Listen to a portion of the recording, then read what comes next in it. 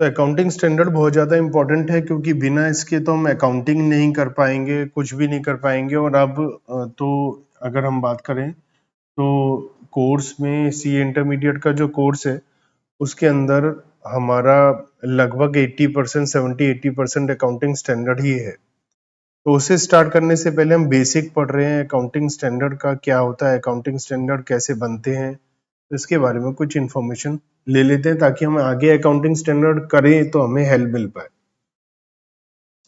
देखिए, accounting standard का नाम से पता चलता है कि ये अकाउंटिंग का स्टैंडर्ड बनाते हैं। अगर अकाउंटिंग का स्टैंडर्ड नहीं होगा तो हमारी कोई वैल्यू नहीं होगी चार्टर्ड अकाउंटेंट की।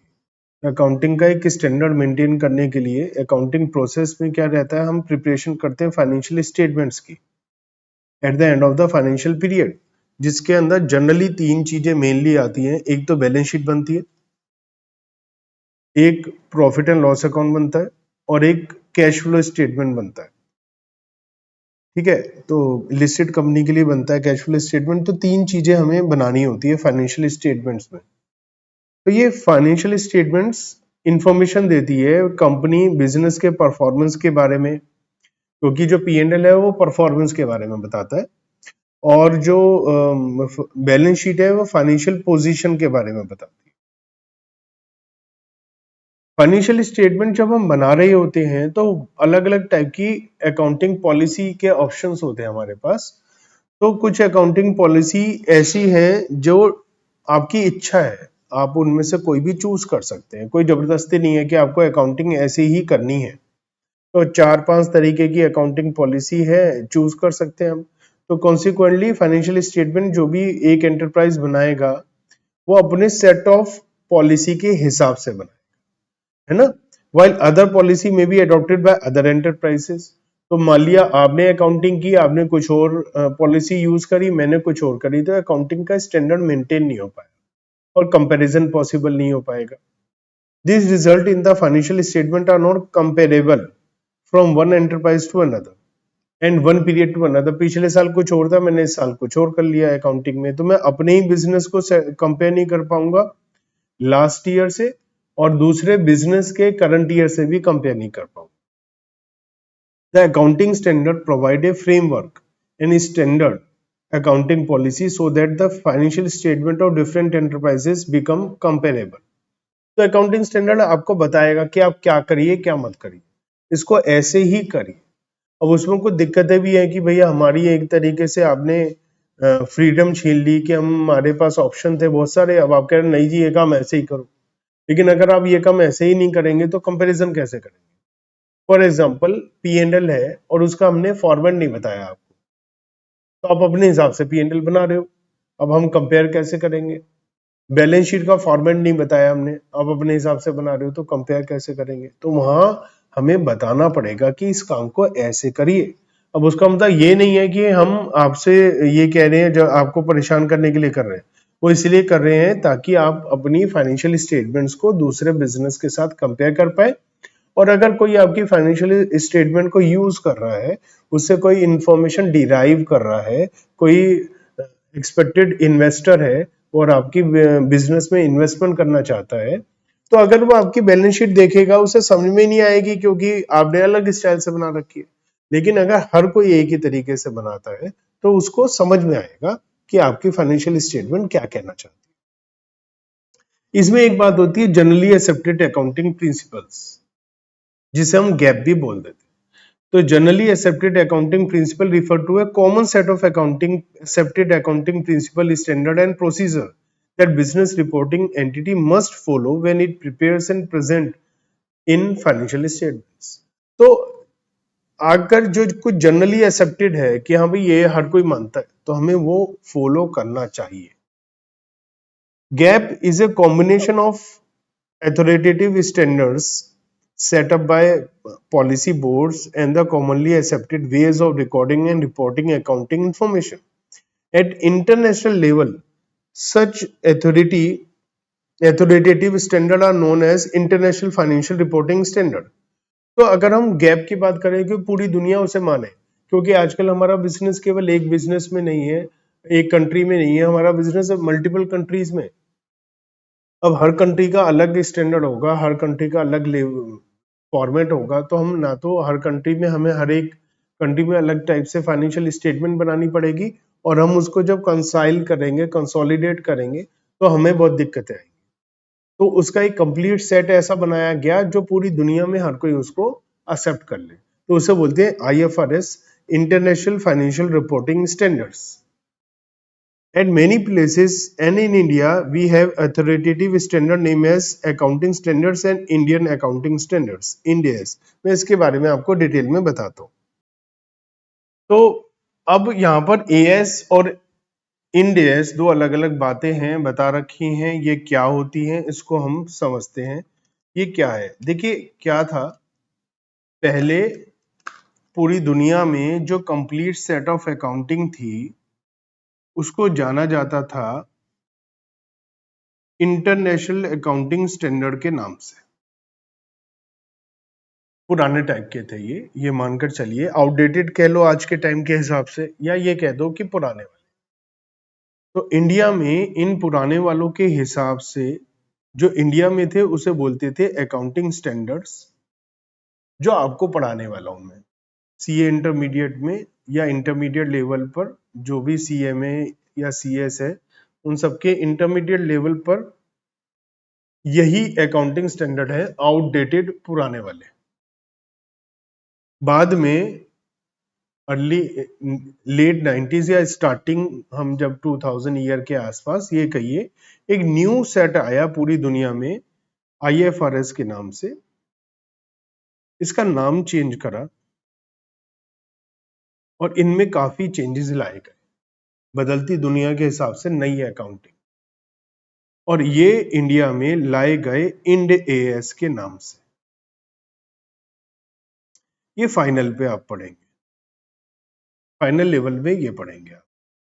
तो अब कुल मिलाकर कहानी ये है कि हमारे को, हम जब नए आ गए तो हम पुराने क्यों पढ़े, वो इसलिए क्योंकि ये नए जो हैं ये बहुत ही मुश्किल है और बहुत कॉम्प्लिकेटेड है, और एक नॉर्मल बिजनेस में इसको अप्लाई करना बहुत ही महंगा और बहुत ही मुश्किल काम। तो ये अभी उन्हीं के लिए एप्लीकेबल है जिनकी नेटवर्थ मोर देन 250 करोड़ है। तो 250 करोड़ से ऊपर की नेटवर्थ है उन्हीं के लिए एप्लीकेबल है। छोटे बिजनेस वालों के बस की नहीं है इसको हाथ भी लगाना या इनको अप्लाई करना। तो ये सबके लिए एप्लीकेबल है, रिमेनिंग ऑल पुराने वाले। ये कंपैरेटिवली इजी है, या आप ये कहिए कि जो अकाउंटिंग आप आज तक पढ़ रहे हैं वो इन्हीं के हिसाब से पढ़ रहे हैं, ऐसा आप कह सकते हैं। अब ये जो इंटरनेशनल अकाउंटिंग स्टैंडर्ड या IFRS होते हैं, ये किसी पर्टिकुलर कंट्री पर एप्लीकेबल नहीं होते हैं, ये बेस है पूरी दुनिया के लिए। अब जब ये पूरी दुनिया के लिए होगा तो इसमें नो डाउट बहुत ज्यादा एरिया कवर होंगे, बहुत सारे टॉपिक कवर होंगे। मान लिया एक ऐसी मैं बोल रहा हूँ, मान लिया ये 50 इशू हुए हैं, मान लिया ये 100 इशू हुए हैं, तो इंडिया के मतलब के 50 तो नहीं है, कुछ ऐसे इंडिया के मतलब का नहीं है, वो चीज इंडिया में नहीं है। तो इंडिया ने इनमें से जो हमारे मतलब के थे उनको लिया। उसमें जरूरी नहीं है कि जो, अब क्या होता है इंटरनेशनल लेवल पर है तो पता चला उन्होंने 4 ऑप्शन दिए किसी चीज को करने के लिए, वो 4 ऑप्शन इंडिया में आए तो वो 2 ही हमने अडॉप्ट करे, या एक ही ऑप्शन अडॉप्ट करा कि हमें चारों की जरूरत नहीं है, या कोई चीज इंडिया के लिए हिसाब से ठीक नहीं है तो उसको हमने चेंज करा। तो इसमें थोड़ा सा ये मानिए कि यहाँ से जब ये यहाँ लाए 100 में से मान लिया हम 30 लाए, तो अब जब हम इसमें से ये लाए तो इसमें हम ये मानो 90 से 99% वो सेम है, वही है। 1 to 10% थोड़ा सा चेंज है, 10% ज्यादा ही बोल दिया, 1 to 3% चेंज होता है, और वो इंटरनेशनल अकाउंटिंग स्टैंडर्ड को अकाउंटिंग स्टैंडर्ड बनाकर मतलब कट करते हैं हम चीजें जो हमारे लिए रिलेवेंट नहीं है, और वो इंडिया में इशू हो जाती है। ऐसे ही IFRS को अब बहुत प्रेशर क्रिएट किया था। ये देखो, ये भी अभी हम जब पढ़ेंगे कब से आया कब आया तो मैं बताऊंगा कि ये मोदी गवर्नमेंट जब पहली बार आई 2014 में, आते ही इमीडिएटली उन्होंने 10-15 साल से पेंडिंग था और आते ही उन्होंने IFRS को एकदम से अडॉप्ट करा। और IFRS जो पूरी दुनिया की बॉडी है, जहाँ हर कंट्री, ज्यादातर हर कंट्री के अकाउंटिंग स्टैंडर्ड, जो ICAI जैसे है हमारा institute of chartered accountant of India, India का, ऐसे ही हर कंट्री का जो इंस्टीट्यूट है चार्टर्ड अकाउंटेंट का, उसमें मेंबर है। तो IFRS सबने मिलकर बनाया और उन्होंने बहुत प्रेशर क्रिएट करा कि IFRS को आप एज इट इज अप्लाई करिए इंडिया में। इन्होंने कहा नहीं, इसमें कुछ चीजें ऐसी हैं जो हमारे मतलब की नहीं है, दूसरी बात हम अपना नाम रखेंगे। तो ये 99% सेम है, लेकिन इसका नाम इन्होंने कहा इंड AS, है वही 99% सेम। तो ये भी वही है नया वर्जन, ये भी वही है पुराना वर्जन। तो ये IFRS और AS के नाम से जाने जाते। तो ये होते, नॉर्मली हम इसको अकाउंटिंग स्टैंडर्ड्स बोल देते। तो अकाउंटिंग स्टैंडर्ड्स रिटन डॉक्यूमेंट है जो इशू करती है government with support of other bodies like ministry of corporate affairs, issuing accounting for the corporate in consultation with the National Financial Reporting Authority, covering the following aspect of accounting transaction or event in the financial statement। किसी भी चीज को कैसे recognise करें हम लोग, तो recognition के बारे में है, मेजर कैसे करें, प्रेजेंटेशन कैसे करें, डिस्क्लोज कैसे करें। तो इसमें मेजरली हमें 4 चीजें इसके अंदर हमें कवर करनी होती है। क्या 4 चीजें? कोई भी चीज है उसे रिकॉग्नाइज कैसे करें, उसे मेजर कैसे करें, उसे प्रेजेंट कैसे करें और इसे डिस्क्लोज कैसे करें। तो रिकॉग्निशन का मतलब क्या है कि इसे हम कब लिखें, कौन सी वैल्यू पर लिखें, और एक बार हमने पता चल गया कि इसे रिकॉग्नाइज करना है, हमें इसे लिखना है, तो वैल्यू क्या हो। जब हमें पता चल गया वैल्यू, तो इसे कहाँ पर लिखें, प्रेजेंटेशन कहाँ हो, बैलेंस शीट में कहाँ आएगा, P&L में कहाँ आएगा, और फिर डिस्क्लोजर इसके बारे में क्या क्या होनी चाहिए। तो ये सारे के सारे अकाउंटिंग स्टैंडर्ड फॉलो करते हैं, इन पॉइंट्स के ऊपर बने होते हैं। तो हमारा जो मेन पर्पस है स्टैंडर्ड का, वो ये है कि हम टाइमली और यूजफुल इंफॉर्मेशन इन्वेस्टर को दे पाए, ताकि उन्हें परफॉर्मेंस के बारे में पता चल पाए कि परफॉर्मेंस कैसी चल रही है। ये थोड़ा रिड्यूस करता है ऑल्टरनेटिव अकाउंटिंग, क्योंकि बहुत सारे मेथड होंगे तो उससे दिक्कत ही आएगी प्रेजेंटेशन में, कंपैरिजन। ठीक है, तो हम लोग इंश्योर करते हैं कि कंपैरिजन पॉसिबल हो पाए और फाइनेंशियल स्टेटमेंट्स हम कंपैरिजन कर पाए अलग अलग एंटरप्राइजेस की आपस में। ठीक है, अब ऑब्जेक्ट क्या क्या है हमारे अकाउंटिंग स्टैंडर्ड के। Accounting standard deal with following aspect, वही recognition, measurement, presentation and disclosure. तो यही बात मैंने आपको बताई है कि यही ऑब्जेक्ट है, इन्हीं चीजों में ये डील करता है। इससे क्या बेनिफिट होता है? स्टैंडर्ड हो जाएगा अकाउंटिंग ट्रीटमेंट का, एलिमिनेट या रिड्यूस हो जाएंगे फालतू के ऑप्शंस, और जो जरूरी एक बढ़िया है वही हम प्रेजेंट कर पाएंगे। जैसे आपने कभी सुना हो इन्वेंट्री वैल्यूएशन के लिए FIFO method, first in first out, एक होता है LIFO, last in first out. अब लास्ट इन फर्स्ट आउट सही नहीं है कायदे से, तो उसे हमने एलिमिनेट कर दिया, उसको हटा दिया, उसे हमने ऑप्शन में डाला ही नहीं। तो इस तरीके से हम स्टैंडर्ड मेंटेन करते हैं। ठीक है, क्योंकि ये पॉसिबल नहीं है कि एक सिंगल सेट ऑफ पॉलिसी हम बता दें for any specific accounting area that would be appropriate for all enterprises। ये पॉसिबल नहीं है। आप अलग अलग कंपनी, अलग अलग एंटरप्राइजेस के लिए एक मेथड सबके लिए तो पॉसिबल नहीं हो सकता। It is not enough to comply with the standard and state that they have been followed. In other words, one must also disclose the accounting policy in preparation of financial statement। जो आपने accounting policy को use किया है अपनी accounting करने के लिए उसको आपको डिस्क्लोज भी करना पड़ेगा कि हमने, और एक जगह पर डिस्क्लोज करना पड़ेगा। ये हमारे लिए, इसके लिए हमने एक अलग से अकाउंटिंग स्टैंडर्ड 1 इशू कर रखा है जो कहता है disclosure of accounting policy.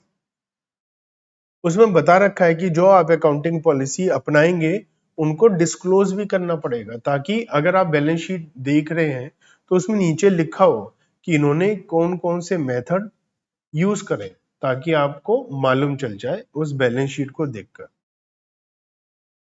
Requirement of additional disclosure, अगर और किसी डिस्क्लोजर की रिक्वायरमेंट है एरिया में जो स्टेचुरली मतलब गवर्नमेंट नहीं कह रही है, लेकिन अकाउंटिंग स्टैंडर्ड कह सकता है कि ज्यादा अप्रोप्रिएट डिस्क्लोजर होगा अगर हम ये भी बात बताएंगे, तो वो भी आपको यहाँ पर अकाउंटिंग स्टैंडर्ड में बताया जाता है। डिस्क्लोजर रिक्वायरमेंट काफी यहाँ ज्यादा है ताकि कोई भी कंफ्यूजन डाउट ना रहे इन्वेस्टर के मन में, या फाइनेंशियल स्टेटमेंट को देखने के लिए उनके मन में कोई भी डाउट ना हो।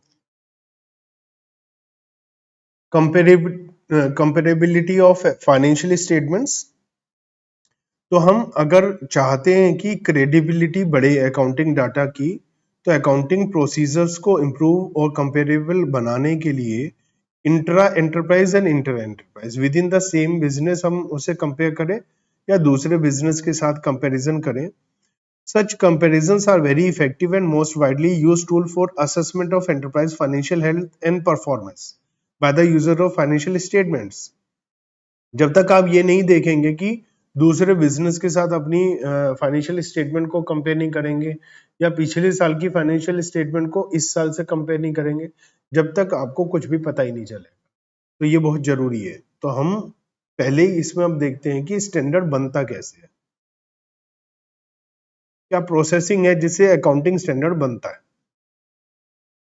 तो इंडिया में institute of chartered accountant of India ICAI, यही प्रीमियर अकाउंटिंग बॉडी है कंट्री की। जैसे सेबी का काम है सिक्योरिटीज और बोर्ड को, शेयर मार्केट को, स्टॉक एक्सचेंज को थोड़ा देखना। IRDA का काम है इंश्योरेंस वगैरह को देखना, इंश्योरेंस रेगुलेटरी है। TRAI का काम है टेलीफोन को इंडस्ट्री को देखना। ऐसे ही अब तो बहुत पहले से रिक्वायरमेंट थी, वो कुछ साल पहले ही आई है कि जो हमारी बिल्डिंग वगैरह बनती हैं और फ्लैट वगैरह बनते हैं, तो उसके लिए भी हमारी एक इरडा के नाम से शायद आ गई है बॉडी। तो हर एक टाइप की जगह जगह बॉडी होती है जो उसको देखती है, कंट्रोल करती है। तो इंडिया में अकाउंटिंग के लिए प्रीमियम सुप्रीम बॉडी है ICAI, institute of chartered accountant of India. इसका काम है देखना, लीडरशिप है कि ये देखेगी। अब क्या हुआ, 1977 में एक अकाउंटिंग स्टैंडर्ड बोर्ड बनाया गया, ठीक है, और ICAI ने सिग्निफिकेंट इनिशिएटिव्स लिए अकाउंटिंग स्टैंडर्ड इशू करने के लिए, और ट्रांसपेरेंट हो, ताकि प्रोसेसिंग ट्रांसपेरेंट हो, नए नए अकाउंटिंग स्टैंडर्ड आए और उसके हिसाब से अकाउंटिंग की जाए।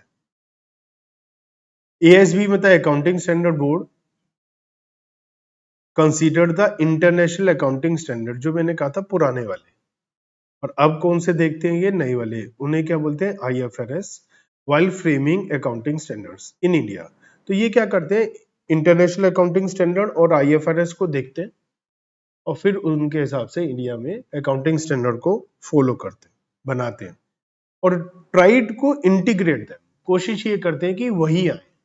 मतलब हमारी कोशिश ये नहीं है कि वो नहीं आने चाहिए, हमारी कोशिश ये है कि वो ज्यादा से ज्यादा वही आना चाहिए। लेकिन अगर इंटरनेशनल अकाउंटिंग स्टैंडर्ड या IFRS में कोई ऐसी चीज है दिक्कत हमें कर रही है, केवल उसी को ही हम हटाएं, बाकी ना हटाएं। In the light of applicable law, custom, usage and business environment in the country. तो अब जो हो सकता है कुछ इंटरनेशनल लॉ ऐसा हो जिसके हिसाब से सोचकर IAS इंटरनेशनल अकाउंटिंग स्टैंडर्ड्स या IFRS बनाए गए हैं, लेकिन वो इंडिया के लिए इररिलेवेंट है, तो हम उसके हिसाब से कुछ चेंजेस कर लें। द कंपोजिशन ऑफ ASB, हमारा जो अकाउंटिंग स्टैंडर्ड बोर्ड 1977 में बना, तो उसके अंदर कौन कौन है? तो इसके अंदर इंडस्ट्री के रिप्रेजेंटेटिव को लिया गया, एसोसिएशन ऑफ इंडस्ट्री, जैसे हमारी अलग अलग एसोसिएशन है इंडस्ट्री से रिलेटेड, फिक्की है, आपने नाम शायद सुना होगा, FICCI, ये हैं, और भी हैं, रेगुलेटर्स हैं, अलग अलग गवर्नमेंट डिपार्टमेंट के लोग हैं। Although ASB is a body constituted by the ICAI, it is independent in the formulation of accounting standards. तो ये क्या करते हैं, जो हमारी corporate ministry of corporate affairs है, MCA, उनको रिकमेंड करते हैं कि ये लीजिए, ये हमारे अकाउंटिंग स्टैंडर्ड है और आप इसे कंपनी लॉ के थ्रू अप्लाई करिए कंपनीज पर। MCA has to spell out the accounting standard applicable for accounting companies in India। अब यहाँ पर थोड़ी सी दिक्कत है, ये क्या इनकी अलग ईगो है अपनी, MCA कहते हैं कि हम तो बहुत बड़े हैं और ये हमें बताएगा क्या करना है ना। तो वहाँ थोड़ी सी वहाँ दिक्कत आती है कि इन्हें लगता है कि हम बहुत बड़े हैं और ये हम इनके हिसाब से नहीं चलेंगे, तो वो कहते हैं जी नहीं, हम तुम्हें नहीं मानते। और इन्होंने क्या करा, जो जो अकाउंटिंग स्टैंडर्ड इशू करे, अपना नाम दे करके करे, नंबर दे करके करे, और 100%, 99 नहीं, 100% वही है जो ICAI ने इशू कर रखे, 100% वही है। लेकिन क्या नहीं, हम वो नहीं मानते, हम ये मानते और हैं वही। तो थोड़ा सा इशू है, आपस में टकराव होता है।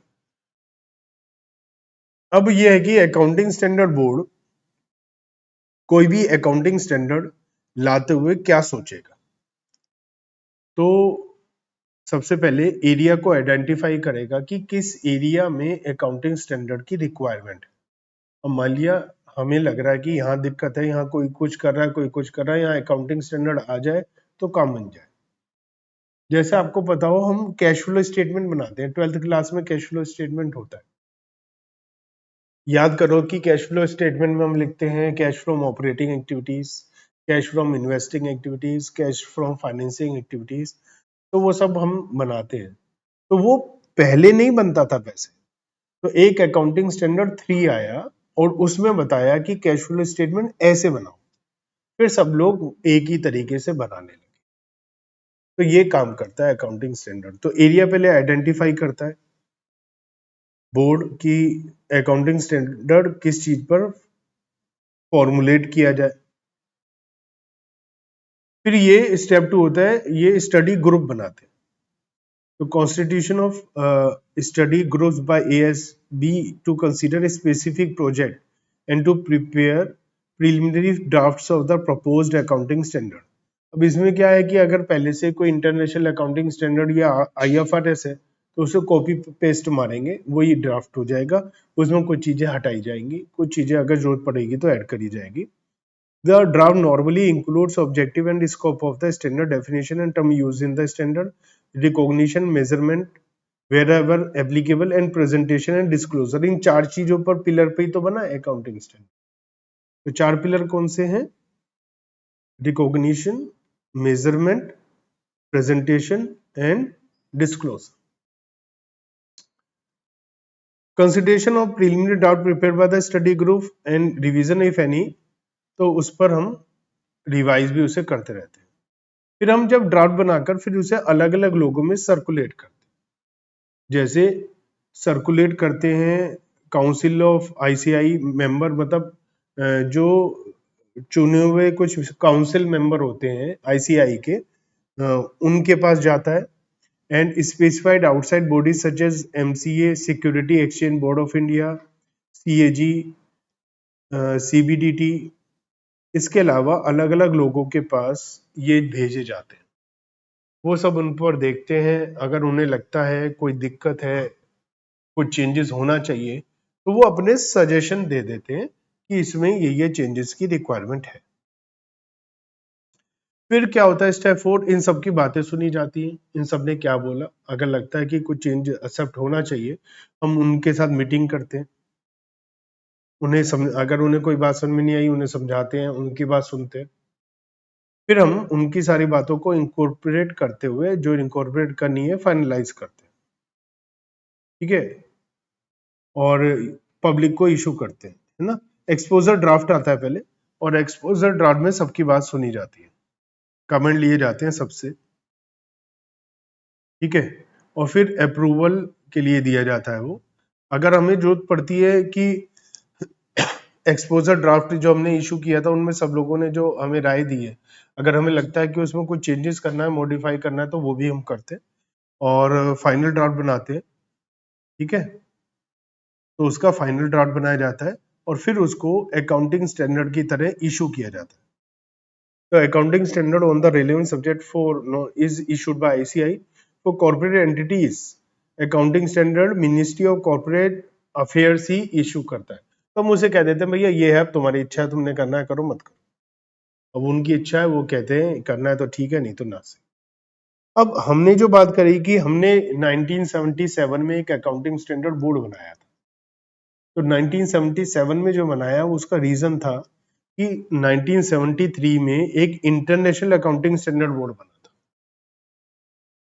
पूरी दुनिया में सबको महसूस हुआ कि हमारा जो बिजनेस है वो बहुत सारी दुनिया में फैला हुआ है। मल्टीनेशनल कंपनीज जो होती थी, अमेरिका की कंपनीज होती थी या यूरोपियन कंट्रीज होती थी, उनके साथ दिक्कत क्या आती थी, अमेरिका की कोई कंपनी इंडिया में काम कर रही है, यहाँ बिल्कुल ही अलग अकाउंटिंग है। क्योंकि वो इंडिया में काम कर रही है तो इंडिया के लीगल प्रोसीजर्स को फॉलो करते हुए, लॉ को फॉलो करते हुए उन्हें इंडिया के हिसाब से अकाउंटिंग करनी पड़ती थी, और फिर वहां के हिसाब से अलग अकाउंटिंग, फिर उसको मर्ज करने में उन्हें बड़ी दिक्कत आती थी। तो इन्होंने अर्ली 80s 70s में, हमने 73 में इन्होंने एक अकाउंटिंग स्टैंडर्ड बोर्ड बनाया। तो इनका व्यू था कि ग्लोबल स्टैंडर्ड बनाया जाए। लंदन बेस्ड ग्रुप था ये, यूके बेस्ड, और इन्होंने नाम दिया इंटरनेशनल अकाउंटिंग स्टैंडर्ड कमेटी, और रेस्पॉन्सिबल होगी वो इंडियन इंटरनेशनल अकाउंटिंग स्टैंडर्ड बनाने के लिए। तो इंटरनेशनल अकाउंटिंग स्टैंडर्ड बनाने के लिए इन्होंने जून 1973 में एक इंटरनेशनल अकाउंटिंग स्टैंडर्ड बोर्ड बनाया, कमेटी बनाने के लिए। It is presently known as international accounting standard board. तो इंटरनेशनल अकाउंटिंग स्टैंडर्ड कमेटी में कौन था? उन्होंने 75 कंट्री से ज्यादा इंक्लूडिंग आईसीएआई इन्होंने अपनी कमेटी में मेंबर बनाए।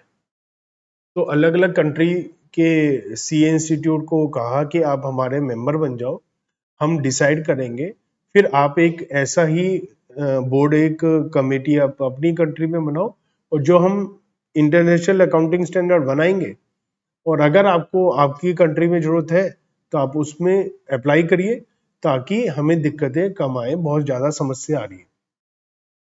बीच में तो ये भी बात उठी थी, आने वाली थी, कि जो ईयर है, अब देखिए हम हिंदी को, कैलेंडर को फॉलो तो नहीं करते, हम तो जनवरी फरवरी को फॉलो करते हैं। अब अगर हम बर्थडे मनाते हैं तो भी इंग्लिश कैलेंडर के हिसाब से बनाते हैं।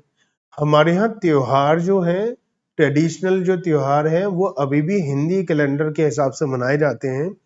उस रीजन की वजह से हर साल उनकी इंग्लिश कैलेंडर के हिसाब से डेट चेंज हो जाती है,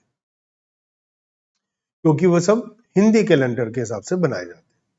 लाइक दिवाली है, दशहरा है, कोई भी त्योहार है, वो हम हिंदी कैलेंडर के हिसाब से बनाते हैं।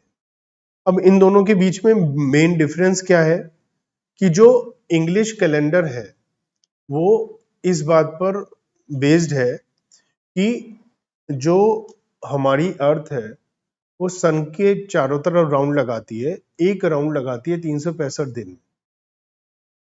तो उस हिसाब से वो बेस्ड है, और लगभग उसको हमने 12 हिस्सों में, महीनों में बांट दिया। लेकिन जो हिंदी कैलेंडर है वो बेस्ड होता है चंद्रमा जब हमारे अर्थ के चारों तरफ चक्कर लगाता है। It is more accurate, more scientific. मतलब हमारे यहाँ जो भी काम हुआ था हजारों साल पहले से, वो बहुत ही एडवांस लेवल का था। हमारा बस थोड़ा सा दुर्भाग्य ये था कि हमारे पास लास्ट के 400-500 सालों में मुगल, इधर उधर के लोगों ने आकर के, अंग्रेजों ने आकर इंडिया का पूरा इतिहास खत्म कर दिया। नहीं तो हम अब भी पढ़ते हैं कि हजारों साल पहले पूरी दुनिया से इंडिया में लोग पढ़ने आते थे, यहाँ की नॉलेज लेने आते थे। जो पंचांग बने हुए हैं आज की डेट में भी, जो पंचांग बनते हैं वो हजारों साल पहले से बनते हैं, और वो पंचांग एकदम एक्यूरेटली 1 साल पहले भी आपको बता देते हैं इस दिन चंद्र ग्रहण होगा, इस दिन सूर्य ग्रहण होगा, एग्जैक्ट टाइम। उसमें प्लैनेट की पोजीशन एक्यूरेट है, और वो हजारों सालों से इंडिया में बनते हैं जिस समय साइंस कुछ थी भी नहीं। वो सब कमाल था हमारे पुराने ऋषि मुनियों का, मेडिटेशन लेवल का। इतनी एडवांस मेडिटेशन लेवल था कि उन्हें सारा ज्ञान हो गया, उन्हें कहीं जाने की जरूरत ही नहीं पड़ी, और उस हिसाब से उन्होंने पूरा टाइम भी बनाया था, कैलेंडर भी बनाया था। तो बहुत ही एडवांस लेवल का है हिंदी कैलेंडर, जहाँ पर हमारा अमावस्या और पूर्णिमा के हिसाब से चलता है, चांद चंद्रमा के हिसाब से हमारे होते हैं। अब आप देखिए, अगर हमारा हिंदी के हिसाब से अगर लेट होता है, दिवाली लेट होती है, तो आप देखेंगे कि ठंड भी लेट ही आती है, और अगर दिवाली जल्दी होती है तो ठंड थोड़ी जल्दी शुरू हो जाती है। इट मीन जो सारा का सारा मौसम है वो भी हमारे हिंदी के कैलेंडर के हिसाब से ही होता है, लेकिन हम फॉलो करते हैं इंग्लिश कैलेंडर। अब अकाउंटिंग इंडिया में अप्रैल टू मार्च चलती है, क्योंकि हमारा न्यू ईयर भी अप्रैल के आसपास हिंदी वाला होता था लगभग, तो हमने एक फिक्स डेट 1 अप्रैल से कर दिया।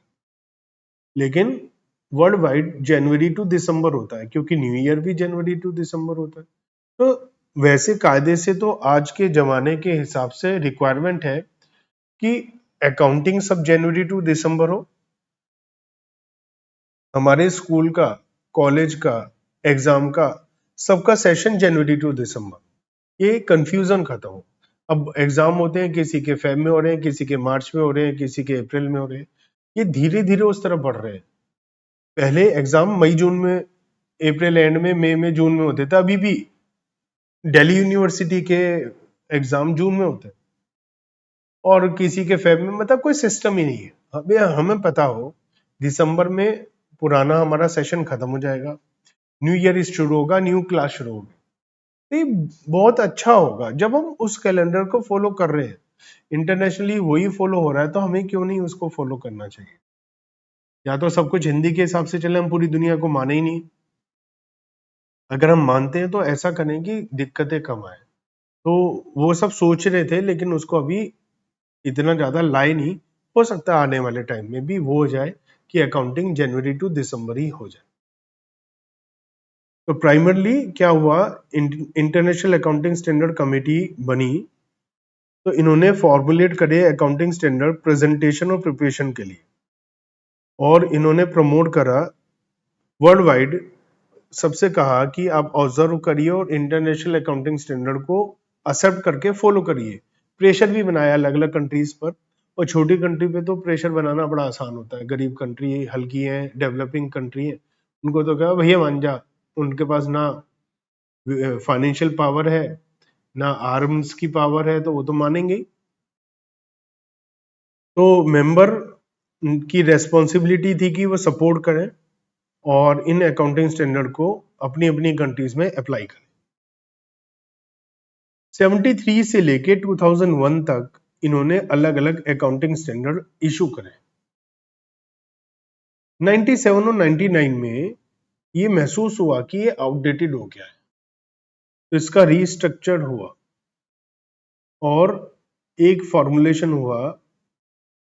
इंटरनेशनल अकाउंटिंग स्टैंडर्ड बोर्ड था, पहले क्या था, इंटरनेशनल अकाउंटिंग स्टैंडर्ड कमेटी, तो उस कमेटी का नाम बदल के इंटरनेशनल अकाउंटिंग स्टैंडर्ड बोर्ड कर दिया। तो ये फॉर्मुलेशन हुआ और इसको 1 अप्रैल 2001 से अप्लाई किया गया। सब्सिक्वेंटली इन्होंने statement about current and future standard issue करा, और इन्होंने सीरीज निकाली और उसका नाम रखा international financial reporting standards, IFRS। कब? 2001। तो 2001 में आया तो इन्होंने सब कंट्री से कहा कि आप इसे यूज करिए, अप्लाई करिए। तो उस समय इंडिया में अनसर्टेनिटी चल रही थी, इतना तेजी से डेवलप नहीं हो रहा था। तो पहले 99 से लेके 2004 तक यहाँ पर बीजेपी की गवर्नमेंट थी, अटल बिहारी वाजपेयी जी की। उसके बाद 2004 से 2014 तक यूपीए की गवर्नमेंट थी, मनमोहन सिंह जी की गवर्नमेंट थी। तो तब तक ये अप्लाई नहीं हो पाया।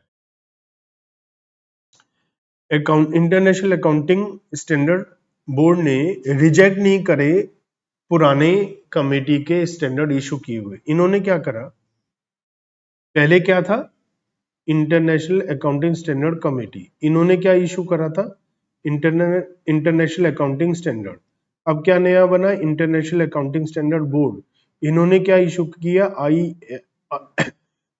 IFRS इशू करें। ठीक है, अब इन्होंने क्या करा, अब कुछ तो इन्होंने ये इशू कर रखे हैं।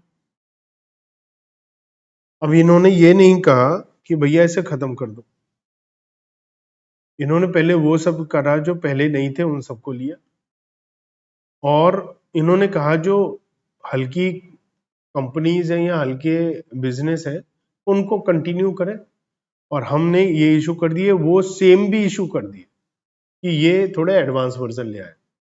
अब अगर इन्हें कुछ ऐसा लग रहा था, नहीं पुराने वाले को तो सपोज ये है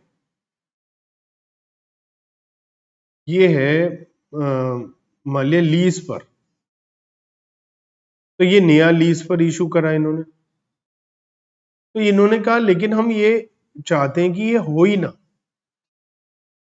तो इन्होंने क्या करा, बजाय इस पे नया इशू करने के इसको रिप्लेस करके रिवाइज कर दिया, और जब वो रिवाइज हुआ तो वो सब पे अप्लाई हो गया। तो कुछ ऐसा भी इन्होंने करा। दोज प्रोनाउंसमेंट जो पहले थी उसको इंटरनेशनल अकाउंटिंग स्टैंडर्ड के नाम से कंटिन्यू रखा, उसे हमने हटाया नहीं। जो 31 मार्च 2001 तक के अकाउंटिंग स्टैंडर्ड इशू हो चुके थे, जो कमिटी ने इशू करे थे, उसका नाम रखा गया इंटरनेशनल अकाउंटिंग स्टैंडर्ड, रहने दिया गया, रखा गया उसका नाम यही था पहले। और जो स्टैंडर्ड्स नए इशू हुए उनका नाम रखा गया IFRS। ठीक है, तो इंडिया में ICAI ने पुराने वाले जो थे अकाउंटिंग स्टैंडर्ड्स, उनका क्या था, उसमें इन्होंने कौन कौन से अडॉप्ट करे थे। तो ये पुराना इंटरनेशनल अकाउंटिंग स्टैंडर्ड का इंडियन वर्जन है, अकाउंटिंग स्टैंडर्ड के नाम से जाना जाता है। जो AS1 disclosure of accounting policy, ये बताता है हमें, 93 में आया था ये हमें बताता है कि आपको कैसे अकाउंटिंग पॉलिसी डिस्क्लोज करनी है। AS2 आया, वैल्यूएशन ऑफ इन्वेंट्री कैसे करनी है, फिर वो रिवीजन भी होता रहता था, इनका टाइम टू टाइम रिवाइज होते रहता। तो इन्वेंट्री की, स्टॉक की वैल्यूएशन कैसे करनी है, ये AS2 ने हमें बताया। AS3 कैश फ्लो स्टेटमेंट, कैसे कैश फ्लो स्टेटमेंट हमारा बनेगा। AS4 contingencies and events occurring after balance sheet date. Balance sheet हमारी होती है 31 मार्च, और अप्रूव होने में 4-5-6 महीने लगते हैं। मान लिया सितंबर में हमारी बैलेंस शीट फाइनल होकर अप्रूव हो रही है, तो मार्च से लेकर सितंबर के बीच में बहुत कुछ होगा, जो नई इंफॉर्मेशन हमारे पास आएंगी। तो उन नई इंफॉर्मेशन को बैलेंस शीट में इंकॉर्पोरेट करें या ना करें, ये AS4 हमें बता। AS5 नेट प्रॉफिट और loss for the period, prior period item and changes in accounting policy. हमारा इस साल का प्रॉफिट कितना है, अगर कोई पिछले साल की गलती की वजह से कोई ऐसी चीज है जो पिछले साल की P&L में नहीं डाली, वो अब हमें इस साल डालनी पड़ेगी, तो उसे प्रायर पीरियड आइटम की हेडिंग में डाली जाएगी। अगर कोई अकाउंटिंग पॉलिसी हमने चेंज करी है तो उसका इफेक्ट इस साल अगले सालों में पड़ेगा, तो उसका इफेक्ट कैसे इंकॉर्पोरेट करें, ये सब कुछ हमें AS5 बताता है। AS6 था डेप्रीशिएशन पर, जो विड्रॉ कर दिया गया, क्योंकि AS10 हमारा फिक्स्ड एसेट पर पहले होता था, तो AS6 डेप्रीशिएशन पर होता था, AS10 फिक्स्ड एसेट पर होता था। तो बाद में AS10 को रिवाइज किया गया और उसका नाम रखा गया प्रॉपर्टी प्लांट एंड इक्विपमेंट, और उसमें डेप्रीशिएशन का पॉइंट भी इंक्लूड कर लिया गया, तो AS6 को हटा दिया गया। AS7 होता है कंस्ट्रक्शन कॉन्ट्रैक्ट, आप पुल बना रहे हैं, आप ब्रिज बना रहे हैं, आप बिल्डिंग बना रहे हैं, एक पुल एक ब्रिज बिल्डिंग बनाने में कई बार 2-3 साल लग जाते हैं। तो अब उन 2-3 साल की अकाउंटिंग कैसे हो, और उन बीच में हर साल जब तक हमारा कॉन्ट्रैक्ट कंप्लीट नहीं हुआ है तो उसका प्रॉफिट कैसे पीएनएल में डाला जाए, ये हमें AS7 बताता है। AS8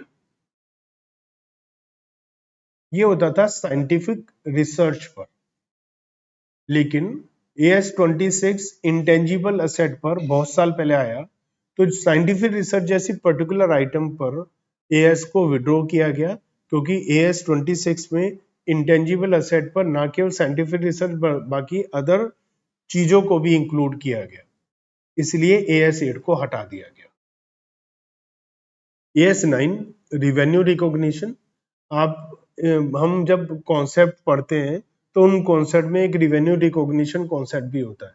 जब हम पढ़ते हैं ना, going concern concept, money measurement concept 11th class में स्टार्टिंग में पढ़ते हैं, तो वहाँ एक रिवेन्यू रिकॉग्निशन कॉन्सेप्ट भी होता है जो ये कहता है हमें कि हम रिवेन्यू को रिकॉग्नाइज कब करें,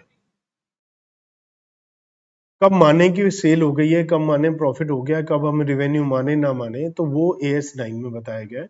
AS10 में देखो हाल फिलहाल में ही आया है, 5-6 साल पहले ही, इसमें प्रॉपर्टी प्लांट एंड इक्विपमेंट के बारे में हमें बता रखा है कि कैसे प्रॉपर्टी प्लांट इक्विपमेंट की अकाउंटिंग करें।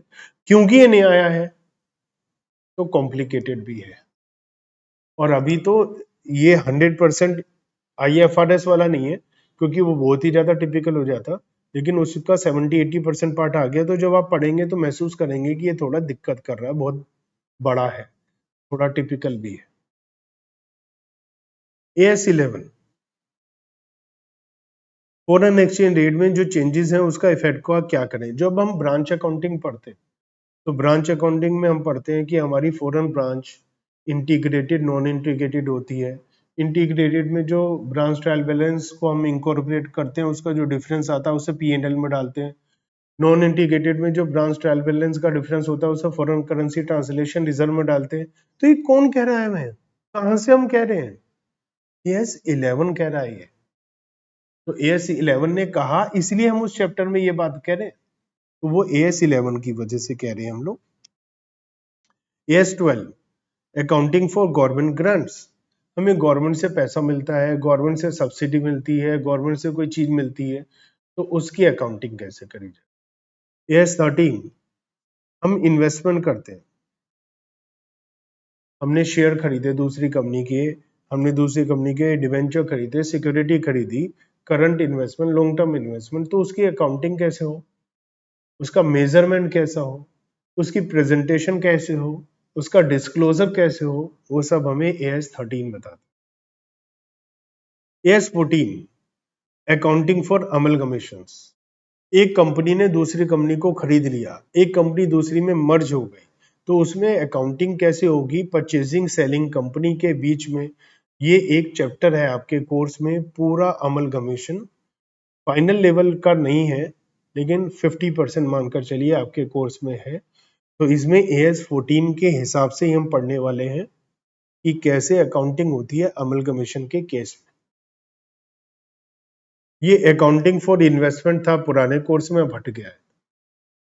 AS15 employ benefit cost.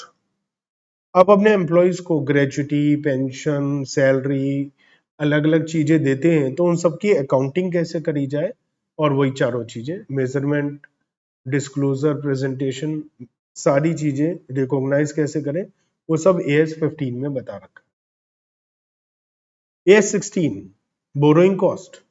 आप किसी से लोन लेते हैं, लोन लेने पे इंटरेस्ट देते हैं, इंटरेस्ट वो कैपिटल नेचर है, रिवेन्यू नेचर है, P&L में डालें, असेट में ऐड करें, क्या करें, वो सब AS16 बताता है। AS17 segment reporting. जब हम बैलेंस शीट बनाते थे तो बैलेंस शीट बना दिया बस, इन्होंने कहा नहीं, अगर हमारा कोई बिजनेस ऐसा है जो 10% या उससे ज्यादा सेल प्रॉफिट असेट को रिप्रेजेंट करता है, तो उसका मतलब एक बैलेंस शीट है, बैलेंस शीट में असेट है, प्रॉफिट है, सेल है, तो एक जो नॉर्मल P&L बैलेंस शीट है वो तो अलग है, अलग से एक सेगमेंट रिपोर्टिंग करो, उसमें एक कॉलम है सेल का, तो सेल को आगे अलग अलग कॉलम में बांटो, आप अलग अलग सेगमेंट में, मान लिया साउथ इंडिया में, नॉर्थ इंडिया में कितनी कितनी सेल हो रही है, ऐसे सेगमेंट रिपोर्टिंग अलग अलग वो भी दिखाओ।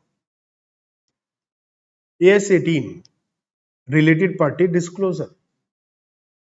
आप बिजनेस में ट्रांजैक्शन करते हैं और बहुत सारे लोग ऐसे हैं जो आपके बिजनेस से रिलेटेड है, आपकी सब्सिडरी कंपनी है। सब्सिडरी कंपनी उसे कहते हैं जहां मोर देन 50% आपके पास शेयर्स होते हैं।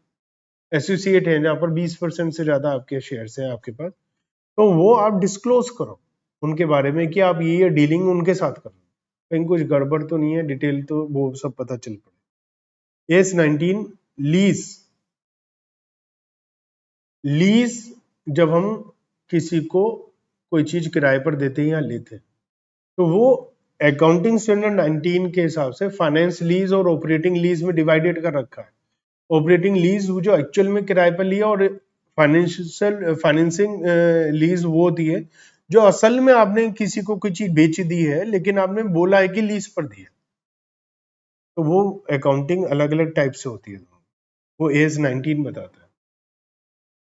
AS20 जब आप बैलेंस शीट बनाते हैं, P&L बनाते हैं, P&L में प्रॉफिट निकालते हैं, तो प्रॉफिट पर शेयर निकालना पड़ता है आपको, अर्निंग पर शेयर, और एक डायल्यूटेड अर्निंग पर शेयर निकालना पड़ता है। तो वो कैसे निकाला जाए? कंपनी ने बीच में शेयर नए इशू करे हैं, कुछ रिडीम हुए हैं, कुछ बायबैक हुए हैं, उन हर सिचुएशन में अर्निंग पर शेयर कैसे निकाले? आपका ये शेयर 10 रुपए वाला है, एक 5 रुपए वाला है, एक 4 रुपए वाला है, एक फुली पेड अप है, नॉट फुली पेड अप है, आपने बीच में बोनस शेयर इशू करे, राइट शेयर इशू करे, तो कैसे अकाउंटिंग करें, अर्निंग पर शेयर कैसे निकालें, ये AS20 हमें बताता है। Consolidated financial statements. Holding company के पास 50% से ज्यादा सब्सिडरी कंपनी के शेयर्स होते हैं, तो हम ये कह सकते हैं सब्सिडरी कंपनी हमारी कंपनी है, तो हम लास्ट में सबकी अकाउंटिंग एक साथ मर्ज करके बनाते हैं। तो अकाउंटिंग मर्ज कैसे हो उसे हम कंसोलिडेटेड फाइनेंशियल स्टेटमेंट बोलते हैं। ये भी आपके कोर्स में अलग चैप्टर है, अलग चैप्टर है, बेसिकली AS21 ही है वो, और वो काफी मेजर पार्ट है उस चैप्टर का। AS22 accounting for taxes. देखिए, इनकम टैक्स में प्रॉफिट अलग तरीके से निकाला जाता है, टैक्स अलग निकाला जाता है, और अकाउंटिंग में प्रॉफिट अलग तरीके से निकाला जाता है। अब अकाउंटिंग में प्रॉफिट आ रहा है 5 लाख, उस पर टैक्स मान लिया 1.5 लाख आ रहा है। इनकम टैक्स में प्रॉफिट 4 लाख है, उसका टैक्स 1.20 आ रहा है, तो इनकम टैक्स कर रहा है, प्रोविजन फॉर टैक्स 1.20 है, टैक्स 20 है, 1.20 है, और हमारी बुक्स में 1.50 दिखाई दे रहा है। तो अब हम 1.50 ही लिखना चाहते हैं लेकिन है 1.20, उस सबका क्या करें, ये हमें अकाउंटिंग और for taxes on income AS22 हमारी हेल्प करेगा। AS23 accounting for investment in associate in consolidated financial statements. Associate होते हैं 20% या उससे ज्यादा हिस्सा है हमारा, जॉइंट वेंचर वगैरह, तो वहां पर हम कैसे अकाउंटिंग। AS24 discontinuing operation. आपने बिजनेस बंद कर दिया या बिजनेस का एक हिस्सा बंद कर दिया, तो उसकी अकाउंटिंग कैसे कंटिन्यू करेंगे, क्योंकि उसकी कुछ ट्रांजैक्शन तो बाद में भी होती रहेंगी। AS25 interim financial reporting. हमारा एक साल खत्म होता है, हम एक साल की अकाउंटिंग करते हैं, लेकिन आपको पता है कंपनी क्वार्टरली रिजल्ट डिक्लेयर करती है, तो क्वार्टरली वो P&L बैलेंस शीट बनाती है, तो वो कैसे बनेगा ये बताएगा AS25। इंटेंजिबल असेट्स, मैंने बताया था AS8 विड्रॉ हुआ था AS26 की वजह से, तो AS26 आया था 2003 में। इन्होंने साइंटिफिक रिसर्च और अदर इंटेंजिबल एसेट को कैसे मेजर करें, रिकॉग्नाइज करें, वो सब बताया। AS27 जॉइंट वेंचर के केस में रिपोर्टिंग कैसे करें। AS28 impairment of asset. Impairment of asset बोलते हैं जैसे आपकी बैलेंस शीट में कोई एसेट दिखाई दे रही है 5 लाख, मार्केट में उसकी वैल्यू 2 लाख रह गई, तो कायदे से 3 लाख का लॉस है ये, जो अब तक आपने लिखा नहीं है, अब जानबूझ के या तो डेप्रिसिएशन कम लगा रहे हो, तो इसे इम्पेयरमेंट लॉस कहते हैं। इसे B&L में डालना चाहिए, नहीं डालना चाहिए, कब करना चाहिए, ये AS28 बताने वाला है। AS29 provisions, contingent liability and contingent asset. Provision कब किस चीज का बनाए, कंटीजेंट एसेट क्या होती है, कंटीजेंट लायबिलिटी क्या होती है, उन्हें कहाँ लिखें कहाँ ना लिखें, वो सब AS 29। इसके अलावा AS 30, 31 एंड 32 तीन और इशू किए गए थे। वो इशू करे, जिन्होंने इशू करे उन्हें भी नहीं पता था क्या इशू करा, किसी को कुछ समझ में नहीं आया, और बाद में विड्रॉ किए गए, रिकमेंडेड थे वो। लेकिन जब हम पेपर दे रहे थे फाइनल के, तब वो एप्लीकेबल थे। दिमाग खराब हो गया हमारा, हमने समझ में नहीं आकर के दिया क्या है, मतलब क्या लिखा किसी को कुछ समझ में नहीं आया। वो क्यों नहीं आया, क्योंकि वो हुआ ये था, IFRS से कॉपी पेस्ट करके डाल दिए। IFRS बिल्कुल नई अकाउंटिंग है, और वो जब तक इंडिया में एप्लीकेबल कुछ भी नहीं था, और उसके बेस पर वो सब कर दिए, बिना बेस बनाए, कुछ समझ में किसी को नहीं आया, लास्ट में इन्हें विड्रॉ करना। So for 29 accounting standard applicable है, जिसमें से 2 विड्रॉन है, AS 6 एंड AS 8। तो इफेक्टिवली कौन से हो गए, 27। और ये 27 के 27 आपके कोर्स में है, जो पहले 5-6 होते थे। तो ये हम सब पढ़ेंगे, काफी लंबा सफर होगा इसे पढ़ने के लिए।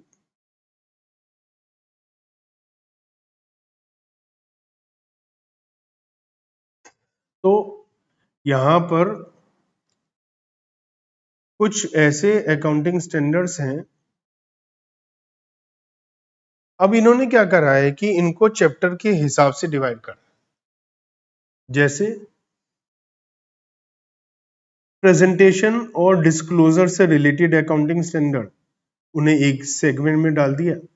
असेट से रिलेटेड अलग डाल दिए, लायबिलिटी से रिलेटेड अलग डाल दिए, और फाइनेंशियल स्टेटमेंट के जो आइटम है इम्पैक्ट करती है उन पर अलग डाल दिए, रेवेन्यू बेस्ड अकाउंटिंग स्टैंडर्ड अलग डाल दिए, रिमेनिंग अदर डाल दिए, कंसोलिडेटेड बैलेंस शीट से रिलेटेड, फाइनेंशियल स्टेटमेंट से रिलेटेड अलग डाल दिए। तो ये अलग अलग चैप्टर हैं, इस हिसाब से अलग अलग अकाउंटिंग स्टैंडर्ड करें। तो मैंने भी अपने साइन में इसी हिसाब से सारा चेंजेस कर दिया। तो स्टेटस ऑफ अकाउंटिंग स्टैंडर्ड तो यही बता रखा है जो मैंने बताया कि 27 अब हैं जो एप्लीकेबल है, ठीक है, वो अलग अलग टाइम पर इशू किए गए। तो इंटरनेशनल फाइनेंशियल रिपोर्टिंग स्टैंडर्ड की बात करें ग्लोबल की, तो IFRS कौन इशू करता है, इंटरनेशनल अकाउंटिंग स्टैंडर्ड बोर्ड। और इंटरनेशनल अकाउंटिंग स्टैंडर्ड किसने इशू किए थे, accounting international accounting standard committee. तो जब 2001 में बोर्ड बन गया तो उसके बाद से नहीं तो IAS आएंगे नहीं, क्योंकि वो तो वही इशू करते थे। इंटरप्रिटेशन यूज, अलग अलग स्टैंडर्ड की इंटरप्रिटेशन कमेटी है, जो इंटरप्रिटेशन करने में हेल्प करती है आपकी। आपको कोई बात समझ में नहीं आ रही तो वो, ये हर एक एक्ट में, लॉ में होता है, उनको एक्सप्लेनेशन वगैरह दी जाती है कि इसका मतलब ये है।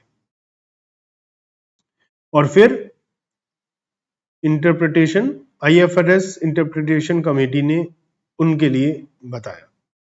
तो IFRS को हम बोलते हैं principle based set of accounting, ठीक है।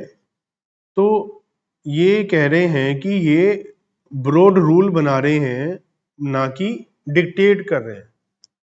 Every major nation is moving toward the adopting IFRS to some extent. Large number of authorities, ज्यादातर कंपनीज ने तो IFRS को ले लिया, ठीक है।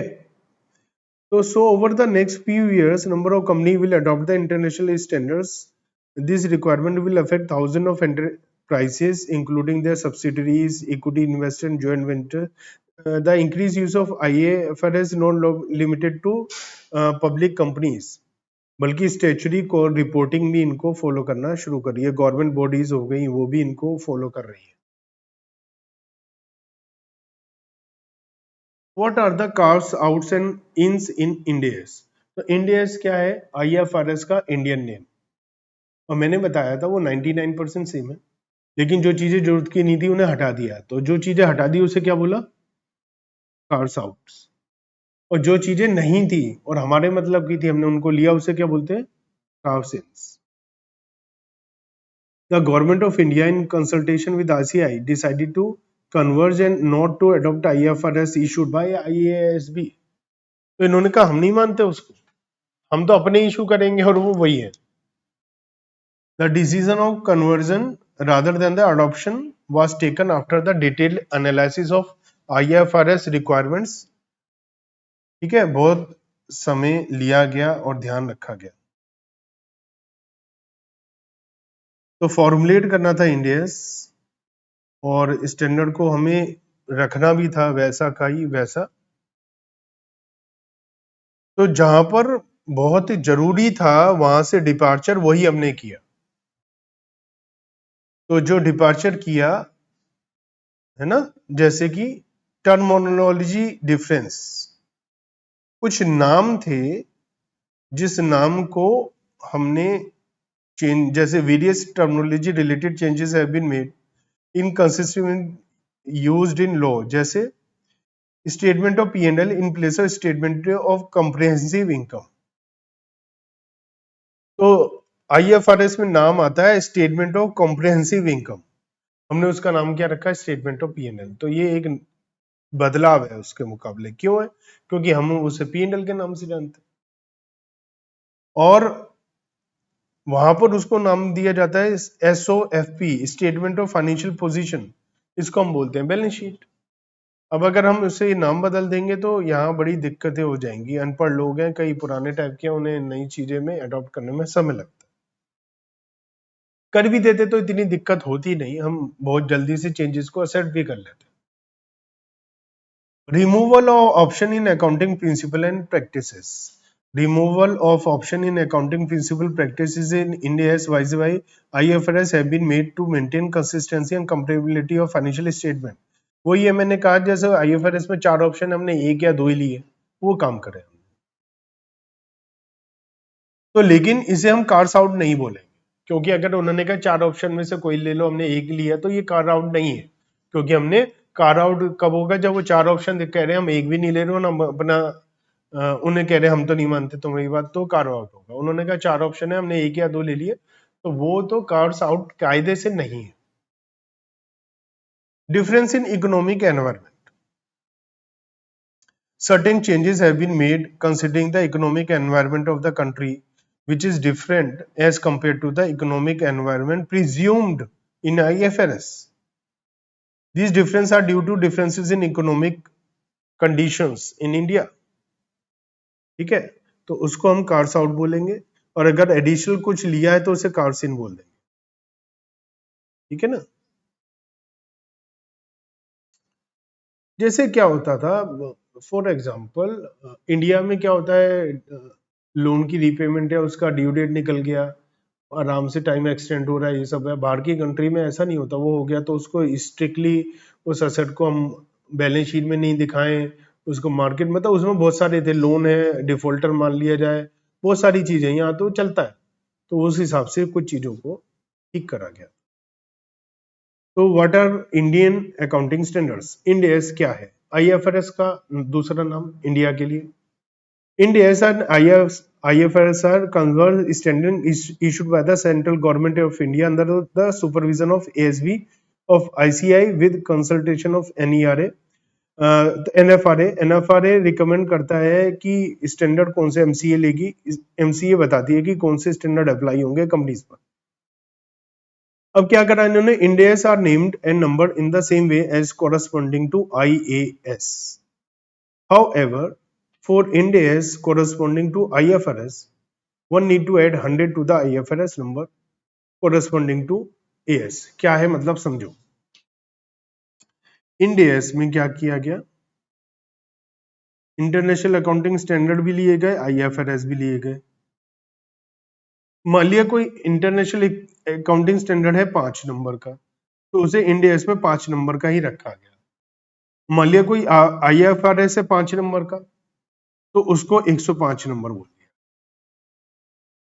ठीक है, तो अगर कोई इंडियस 105 नंबर है, इसका मतलब IFRS 5 नंबर है, और अगर इंडियस 5 नंबर है मतलब IAS नंबर भी 5, क्योंकि वो 100 से ज्यादा थे नहीं। हमने कहा अब इनका 5 5 तो गड़बड़ होगा, तो इसको 105 उसको 5 बोल। तो ये नंबरिंग सिस्टम है हमारे Indians. Accounting standard and Indians 1961। तो अकाउंटिंग स्टैंडर्ड डाइवर्सिटी जो है उसे कम करता है ना। ये कहता है कि भैया आप कंपैरिजन कर पाए, ट्रांसपेरेंसी ज्यादा हो, प्रेजेंटेशन ज्यादा ठीक हो, है ना। लेकिन अब एक समस्या क्या है, आपको याद है अकाउंटिंग करते हुए हम क्या कहते हैं, एक्सपेक्टेड लॉसेस सारे लिख लो, एक्सपेक्टेड प्रॉफिट मत लिखो। ऐसा करने से क्या होगा, प्रॉफिट कम हो जाएगा, इन्फ्लेट नहीं होगा। इनकम टैक्स का तो प्रॉफिट कम होने से टैक्स कम आएगा। तो इनकम टैक्स क्या कहती है, हम नहीं मानते अकाउंटिंग स्टैंडर्ड तुम्हारा, क्योंकि तुम्हारे अकाउंटिंग स्टैंडर्ड से तो प्रॉफिट कम ही कमाएगा। आप क्या कहते हो, प्रोविजन फॉर बेड डेट्स बना दो। तो आप फालतू की चीजें तो इनकम टैक्स ने का नहीं, हम इसमें चेंजेस करके अपने अकाउंटिंग स्टैंडर्ड अलग से लाएंगे। और जहां पर आप फालतू में अपने प्रॉफिट को कम करते चले जा रहे हो, वो हम नहीं कम करने देंगे, वो बात है। तो इन्होंने क्या कहा, income computation and disclosure standard. तो इनकम टैक्स ने कहा हम अपना वर्जन लाएंगे अकाउंटिंग स्टैंडर्ड का, और उसका नाम रखेंगे ICDS। लेकिन इन्होंने चेंजेस किए, इन्होंने चेंजेस करे, जहां पर हमने कहा था कि भैया प्रॉफिट कम हो जाए, प्रॉफिट कम हो जाए, लॉस हो जाए, एक्सपेक्टेड प्रॉफिट ना दिखाई दे, उन्होंने उसमें चेंजेस कर दिए। कहा नहीं, अकाउंटिंग स्टैंडर्ड जब आप इनकम टैक्स में लगाओगे तो ऐसे लगाओ। तो section 145 subsection 2 income tax act power देता है सेंट्रल गवर्नमेंट को कि वो टाइम टू टाइम चाहे तो स्टैंडर्ड इशू कर सके, ताकि इनकम सही निकाली जा सके। तो इसके लिए इनके पास जो पावर थी, इन्होंने नोटिफाई किया ICDS, जो फॉलो करेंगे ऑल एसएससी इंडिविजुअल HUF को छोड़कर, जिनको अकाउंट ऑडिटेड नहीं कराने क्योंकि वो छोटे हैं। 44AB, एक सेक्शन 44AB है PGBP में, वो कहता है एक लिमिट से ज्यादा, फॉर एग्जांपल 1 करोड़ 2 करोड़ से ज्यादा सेल है तो आपको अपने अकाउंट ऑडिट कराने पड़ेंगे। और अगर आपको अकाउंट ऑडिट नहीं कराने तो उन इंडिविजुअल HUF को छोड़ दिया गया, क्योंकि वो छोटे हैं, वो कहाँ अकाउंटिंग स्टैंडर्ड के चक्कर में पड़े। तो जो ड्यू बेसिस ऑफ अकाउंटिंग मतलब मर्केंटाइल सिस्टम करते हैं इनकम टैक्स लगाते हुए, उन्हें PGBP के लिए, अदर सोर्सेज के लिए ये 17-18 असेसमेंट ईयर से ये अप्लाई होगा 10 notified ICDS। Accounting policy, valuation of inventory. Valuation of inventory में बहुत सारी जगह होता है कि आप अपने स्टॉक को वैल्यूएशन करिए, कॉस्ट और market value whichever is less. तो इनके पेट में दर्द होगी तो उसे ठीक करेंगे। कंस्ट्रक्शन कॉन्ट्रैक्ट में मैंने कहा था कई साल तक हमारी अकाउंटिंग चल रही है, हम ब्रिज बना रहे हैं, रोड बना रहे हैं, तो उसमें वो बताते हैं कि प्रॉफिट को कम से कम लिखो P&L, आगे जाके लॉस हो सकता है, उसे रिवर्स करके कहेंगे नहीं भैया आप पूरा लिखो। रिवेन्यू रिकॉग्निशन में हम कहेंगे उसे मत लिखो, पता ही नहीं होगा नहीं होगा, ये कहेंगे लिखो। तो ऐसे इन्होंने चेंजेस करे। तो हमारा अकाउंटिंग बनाने का ऑप्शन मेथड अलग है, वहाँ का पर्पस अलग है, यहाँ का पर्पस अलग है। तो इसमें इन्होंने कुछ चुनिंदा ही अकाउंटिंग स्टैंडर्ड लाए 27 में से, और उन पर इन्होंने रूल बनाए अपने। IFRS क्या होता है, international accounting standard board issue करता है ना। और ये सारी बातें हम पढ़ चुके हैं कि इसके अंदर क्या क्या आता है ना। फिलहाल 15 इंटरनेशनल फाइनेंशियल रिपोर्टिंग स्टैंडर्ड्स और 28 इंटरनेशनल अकाउंटिंग स्टैंडर्ड हमारे एप्लीकेबल है। तो टोटल मिलाकर कितने हो गए, 28 और 15, 43 हो गए। तो अभी जो हम अकाउंटिंग स्टैंडर्ड 27 पढ़ रहे हैं, कोरस्पॉन्डिंग ये कितने हैं, 43। अब इसकी लिस्ट है, तो जो 1 से लेकर, बीच बीच में लिस्ट गायब है, नंबर सीक्वेंसिंग नहीं है इनके वैसे। जो है ये IFRS है 1 2 3 4 5 6 7 8 9 10 11 12 13 14 15 16, ठीक है। और ये हमारे क्या हो गए, बीच में इंटरनेशनल अकाउंटिंग स्टैंडर्ड्स हैं 2 3 7 8 10। तो ये हमारे अलग अलग अकाउंटिंग इंटरनेशनल अकाउंटिंग स्टैंडर्ड्स हैं, और IFRS है जिसे हमने इंडिया में लिया है। तो ये फाइनल स्टेज पर आएंगे। ठीक है ना। हम्म, हाँ वो आ जाएगा, ये कोई टेंशन नहीं। तो इंड ये आईएफआरएस वगैरह है। अब हमने कहा था इंड एएस में हमने नंबर कैसे डाले हैं, तो आईएफआरएस का नंबर क्या है 1, जो इंटरनेशनल अकाउंटिंग स्टैंडर्ड के नंबर थे वो सेम रखे और आईएफआरएस में 100 नंबर ऐड कर दिया। तो आईएफआरएस 1 यहाँ पर 101 हो गया, आईएफआरएस 2 यहाँ पर 102 हो गया, और जो इंटरनेशनल अकाउंटिंग स्टैंडर्ड 1 था वो यहाँ पर 1 ही रहा। तो ऐसे इंडिया के अंदर ये लिस्ट है क्या क्या इंडिया है, ये फाइनल लेवल पर पढ़ना है। तो रोड मैप क्या था इम्प्लीमेंटेशन के लिए, इंडिया कब से अप्लाई होंगे। तो मोदी गवर्नमेंट 14 में आई, इन्होंने आते ही क्या कहा 1 अप्रैल से अप्लाई, 15 साल से अटके हुए थे। तो इन्होंने क्या कहा कंपनीज पर, बैंक, एनबीएफसी और इंश्योरेंस कंपनी को छोड़कर बाकी सब पर 1 अप्रैल 2015 से अप्लाई करेंगे, है ना, फेज 1 में। और ये क्या है ऑप्शनल है ना। और यहां से शुरुआत करी उन्होंने, बोला कि इस दिन या इसके बाद से अप्लाई करेंगे। तो उसमें पहला आया 1 अप्रैल 16, जहां मैंडेटरी करा उन कंपनीज के लिए जिनकी नेटवर्थ 500 करोड़ या उससे ज्यादा है। फिर 1 अप्रैल 2017 से इन्होंने मैंडेटरी करा जिसकी नेटवर्थ 250 करोड़ या उनसे ज्यादा है। फिर इन्होंने धीरे धीरे ये उसको लेकर आए बैंक्स वगैरह को, और 1 अप्रैल 2018 से इन्होंने कहा कि non banking financial corporations having net worth of 500 crore और मोर उनके ऊपर अप्लाई करेंगे। फिर फेज 2 में इन्होंने कहा 1 अप्रैल 19 से इन्होंने कहा कि 250 करोड़ वाले भी हम इंकॉर्पोरेट करेंगे। फिर धीरे धीरे इन्होंने और लोगों को साथ में लाना शुरू करा, बैंक्स के लिए लाना शुरू करा। इन्होंने कहा चलो 1 अप्रैल 18 नहीं तो 1 अप्रैल 19 से लाएंगे। इंश्योरेंस कंपनी के लिए बात करी, है ना, फिर उसको थोड़ा डेफर किया। अब इन्होंने रोका हुआ है फिलहाल कि जब तक नोटिस नहीं आएगा जब तक हम अप्लाई नहीं। तो कहने का मतलब है कि ज्यादातर लोगों पर अप्लाई हो गया, या 250 करोड़ तक की नेटवर्थ वालों के ऊपर अप्लाई हो गया है।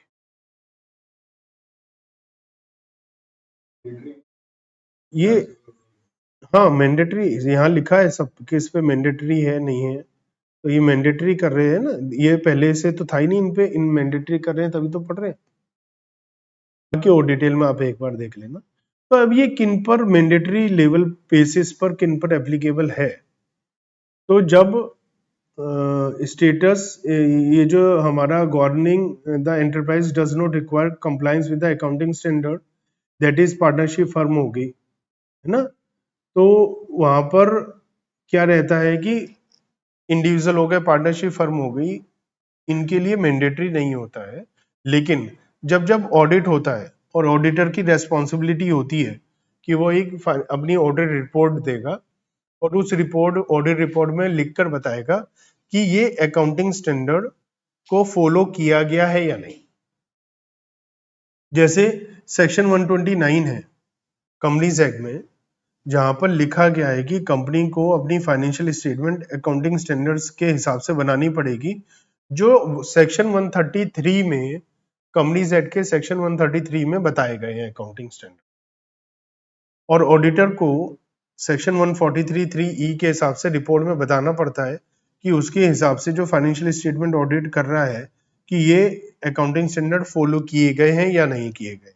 और अगर नहीं किए गए हैं तो उन्हें बताना पड़ता है कि इस साल और आने वाले सालों के प्रॉफिट पर कितना असर पड़ा है इसको अकाउंटिंग स्टैंडर्ड को फॉलो ना करने की वजह से। ठीक है, तो ये सारी चीजें हैं, ये सब उन्हें बताना पड़ता है। तो फाइनेंशियल आइटम जनरली क्या रहता है कि 50,000 या उससे ऊपर की अमाउंट है तो उसके ऊपर हम अकाउंटिंग स्टैंडर्ड पर कमेंट करते हैं, बात करते हैं। लेकिन अगर वो पेनल्टी है, ब्रीच ऑफ लॉ है, तो वो एक ऐसी चीज है कि 50,000 अमाउंट है, छोटी अमाउंट है, करोड़ों रुपए की कंपनी है, तो भी हमें उसे दिखाना पड़ेगा, क्योंकि वो उसकी इम्पोर्टेंस बहुत ज़्यादा है, अमाउंट की वजह से नहीं, वैसे कि ये कंपनी डिफॉल्ट कर रही है, गड़बड़ कर रही है बार बार, तो इसलिए लिखा है अकाउंटिंग स्टैंडर्ड अप्लाई करते हैं आइटम्स विच आर मटेरियल, जो मटेरियल है। अब मटेरियल का मतलब कोई छोटा बिजनेस है उसके लिए छोटी अमाउंट मटेरियल हो सकती है, जो बड़ा बिजनेस है छोटी अमाउंट मटेरियल नहीं हो सकती है, लेकिन केवल मतलब ये होता है कि जिस आइटम को अगर हम छोड़ दें तो उससे कोई इफेक्ट ना पड़े डिसीजन लेने वाले को, वो इमेटीरियल होता है। तो मटेरियली जरूरी नहीं है कि वो केवल अमाउंट पर डिसाइड हो, वो इस बात पर भी हो सकती है कि उस बात की अहमियत कितनी है ना, इस बात पर भी है। इसलिए मटेरियलिटी को हम जज करते हैं item to item, case to case basis पर, है ना। तो इसलिए हम कह रहे हैं कि club the penalty paid with the legal charges, तो लीगल चार्जेस अलग है, पेनल्टी अलग है, पेनल्टी की अमाउंट कम है फिर भी उसे अलग से आपको दिखाना चाहिए, ये बात बता रखी है। तो हमारे अकाउंटिंग स्टैंडर्ड किस पर एप्लीकेबल होते हैं, ये अकाउंटिंग स्टैंडर्ड में बताया जाता है। तो इसके लिए इन्होंने बताया है 4 टाइप की लेवल है हमारे, अलग अलग जो है लेवल है, लेवल 1 2 3 4 ऐसा अलग अलग बता रखा है। तो क्या है यहाँ पर जो हमारे एंटिटीज हैं, अकाउंटिंग स्टैंडर्ड गवर्नमेंट इशू करती है, वो मेनली 2 लेवल होते हैं, एक small and medium size company होती है ना, और एक होती है other than small and medium size company, मतलब जो बड़ी होती है ना। तो जो नॉन एसएमएससी कंपनी है उन्हें सारे अकाउंटिंग स्टैंडर्ड फॉलो करने पड़ते हैं पूरे के पूरे, लेकिन जो एसएमसी है या मीडियम या स्मॉल साइज कंपनी है उनके लिए पूरे अकाउंटिंग स्टैंडर्ड के सारे पैराग्राफ, सारे प्रोविजन एप्लीकेबल नहीं होते, उनके लिए कुछ ही एप्लीकेबल होते हैं। तो वो कैसे बताए गए हैं, जैसे क्राइटेरिया क्या है, तो काउंसिल ऑफ आईसीआई ने 400 मीटिंग जब हुई थी मार्च में 21 में, तो उन्होंने मैटर रखा कि अकाउंटिंग स्टैंडर्ड जो इशू कर रहे हैं और नॉन कंपनी एंटरप्राइजेज हैं उन पर कैसे अप्लाई करें इसको, उसका क्या क्या रहे। तो for the purpose of applicability of accounting standard non company entities are classified into 4 parts, level 1 2 3 and 4। Level 1 entity है जो नॉन कॉर्पोरेट है, नॉन कंपनी है बट लार्ज साइज है, लेवल सेकंड मीडियम है, लेवल थर्ड स्मॉल है, और 4 micro है, बहुत ही ज्यादा छोटी है, ठीक है। तो लेवल 4 3 और 2 को हमने मिलाकर माइक्रो स्मॉल मीडियम बोल दिया, micro small and medium entities. और criteria for classification of non company वो क्या है, जैसे इन्होंने कहा criteria for classification of non company entities, तो आईसीआई ने क्या किया, लेवल 1 कंट्री एंटिटीज जो है, तो नॉन कंपनी एंटिटीज जो 1 और मोर क्राइटेरिया में आती हैं रिलेवेंट ईयर में, तो वो लेवल 1 होती है। तो लेवल 1 कौन सी होंगी, अगर वो लिस्टेड है स्टॉक एक्सचेंज पे किसी भी समय, बैंक्स जो इंश्योरेंस कंपनी कर रहे हैं, बिजनेस कर रहे हैं, ऑल एंटिटी जिनकी 250 करोड़ रुपीज से ज्यादा की टर्नओवर है, तो उसे भी हम लेवल 1 में लेंगे। एंटिटी जिसका बोरोइंग्स 250 करोड़ या उससे ज्यादा है, इनकी होल्डिंग सब्सिडियरी कंपनी, ये सब लेवल 1 में आ जाएंगे। लेवल 2 एंटिटीज कौन सी होंगी, जो 50 से 250 करोड़ के बीच में टर्नओवर, बोरोइंग हमारी 10 करोड़ से लेकर 50 करोड़ तक। यहाँ बोरोइंग 250 नहीं थी, 50 करोड़ थी, ये 250 करोड़ की सेल्स थी, टर्नओवर थी, और बोरोइंग थी, लोन था 50 करोड़। तो ये हमारा लेवल 1 हो गया। और लेवल 2 में इन्होंने कहा टर्नओवर के लिए 50 से 250 करोड़ लेवल 2 है, और लोन के लिए 10 से 50 करोड़ लेवल 2 में आ जाएगा, और इनका होल्डिंग सब्सिडी। लेवल 3 में इन्होंने टर्नओवर को 10 से 50 करोड़ के बीच में, और लोन को इन्होंने 2 से 10 करोड़ के बीच में ले लिया, और बाकी सब लेवल 4 आ गई, जो कहीं पर नहीं है वो लेवल 4 है।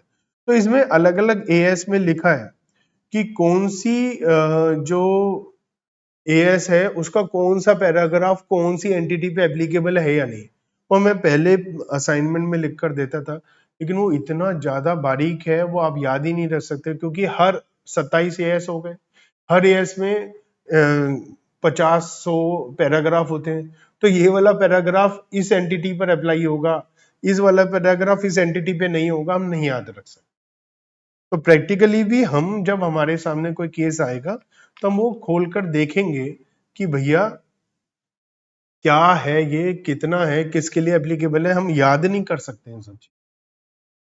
छोटा सा है ये इंडियस पे, है ना। ऐसी आईएफआरएस की 4 बुक होती थी जब हम फाइनल में थे, तो हमारा एप्लीकेबल उस समय जब मैंने करी थी सीए फाइनल, उस समय तो नहीं था, क्योंकि मैंने जब करी थी वो अर्ली 2000 में करी थी। 20 इस समय अगर हम 23 की बात करें तो 20 साल से ज्यादा हो गए। तो उस समय तो हमारा इंटरनेशनल अकाउंटिंग स्टैंडर्ड बोर्ड बना ही था, तो हमारे पास पुराने ही एप्लीकेबल होते थे, जो अब इंटरमीडिएट के कोर्स में ही हमारे फाइनल में होते थे। लेकिन उसके बाद जब ये आए, नहीं आए, तो हम इंटरनेशनली, लेकिन उस समय होता था कि आईएफआरएस है, स्टार्ट हो गए थे, लेकिन कोर्स में नहीं थे। तो ये फाइनल में आपको पढ़ना, ये फाइनल है आपका, क्योंकि जब फाइनल की क्लासेस होती हैं तो हम कहते हैं कि बहुत ज्यादा टेंशन मत लो, स्टडी मटेरियल मत पढ़ो, बस ये पढ़ लो, ये ठीक है, आपका काम कर लो, कोई ज्यादा टेंशन नहीं लेने की जरूरत है ना, तो इसे पढ़ लो। तो ऐसी तो हम हजारों किताबें पढ़ सकते हैं, तो ये तो छोटी सी है, ठीक है ना।